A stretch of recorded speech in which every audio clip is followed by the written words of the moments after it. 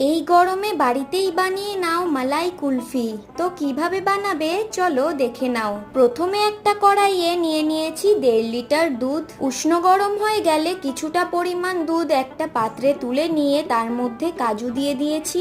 ভালো করে ফুটে যাওয়ার পর একে একে কাজু বাদাম বাটা, কয়েকটা কেশর, মিল্ক মেড আর পরিমাণ মতো চিনি দিয়ে ভালো করে মিক্স করে দিয়ে দেব এলাচের গুঁড়ো। তারপর ভালো করে ফুটাতে ফুটাতে যখন এরকম কনসিস্টেন্সিতে চলে আসবে গ্যাসটা অফ করে ঠান্ডা করে নেব।